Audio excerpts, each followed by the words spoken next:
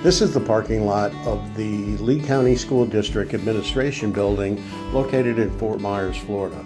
This lot was lit originally with 1,000-watt metal halide fixtures mounted onto 40-foot poles, which was common to the time. What you're seeing here is the result of what's called lumen depreciation, or simply put, light loss from a metal halide fixture.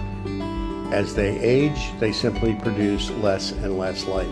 Most people don't realize and recognize this on a night-to-night basis.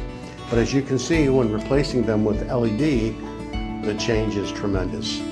Frontier Lighting replaced these fixtures with Atlas LED fixtures out of Burlington, North Carolina, a true made in the USA brand. We used 4,500 degrees Kelvin, which assured the brightest amount of light with the least amount of glare.